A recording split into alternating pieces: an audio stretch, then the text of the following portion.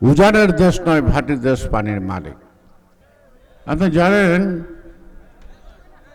1977 সালে সম্ভবত মজলুম জননেতা মাওলানা ভাসানী ফারাক্কার অভিমুখে একটি লং মার্চ করেছিলেন পানির দাবিতে। সেটা চাঁপাই নবাবগঞ্জ থেকে, মুর্শিদাবাদ থেকে, আরও ভারতের ভিতরে অনেক বছর হয়ে গেল, কিন্তু ফারাক্কার পানি কিন্তু আমরা এখনো পাই নাই। সেদিন মজলুম জননেতা মাওলানা ভাসানীর এই লং মার্চ সফল করার জন্য শহীদ রাষ্ট্রপতি জিয়াউর রহমান নিজে পৃষ্ঠপোষকতা করেছেন আড়াল থেকে, প্রশাসনকে সহযোগিতা করার জন্য নির্দেশ দিয়েছিলেন।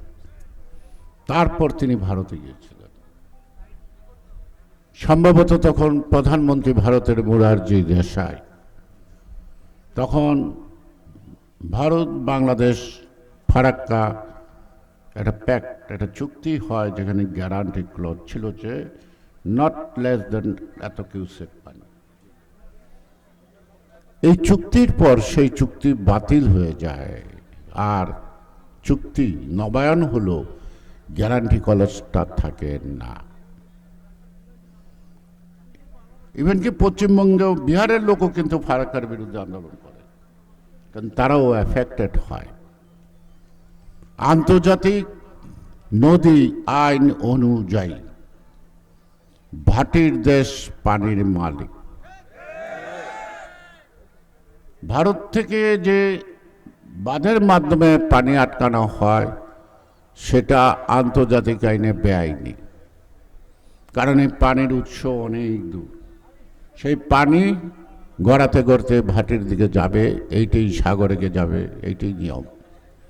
কিন্তু ভারত বারবার এই বেইমানি করে চলছে এবং আমাদের অধিকারের উপর হস্তক্ষেপ করছে।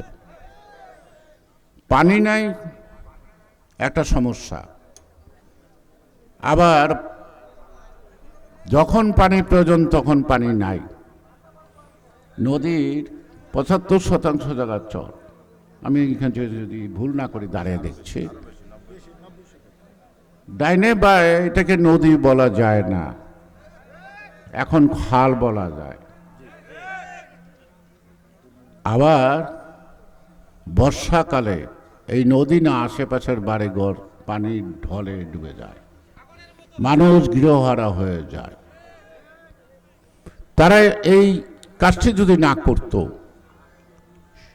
পানির প্রবাহ যদি স্বাভাবিক রাখত, তাহলে এই চর পড়ার কথা না। কারণ পানির প্রবাহ যদি তার নিজ গতিতে না যেতে পারে, তখন এই নদীর তলদেশ ভরাট হতে থাকে, ভরাট হতে হতে চর জেগে যায়। সেই কারণেই উজানের দেশ নয়, ভাটির দেশ পানির মালিক। এই পানির আরেকটি বিপর্যয় কারণ আছে, সেটা হলো যে আমরা আজকে বিশ্বব্যাপী যে পরিবেশের আতঙ্কে আছি, অর্থাৎ জলবায়ু। এই জলবায়ুর ক্ষেত্রে এই পানির ব্যবস্থাপনার যে ত্রুটি অথবা নিয়মের বাইরে পানি আটকানো, তার জন্য কিন্তু পরিবেশ দূষিত হয়। এটা আমার বক্তব্য না। 1991 সালে একটি জার্নালে আমি পড়ছিলাম, ভারতের পানি বিশেষজ্ঞ এবং পরিবেশ বিশেষজ্ঞ এক অধ্যাপক, তিনি তার গবেষণায় লিখেছিলেন যে defective water management is also responsible for pollution. অর্থাৎ পানির যে ব্যবস্থার মধ্যে যে এটা হয়, অব্যবস্থাটা হয় এইভাবে, সেই কারণে পরিবেশ দূষিত হয়।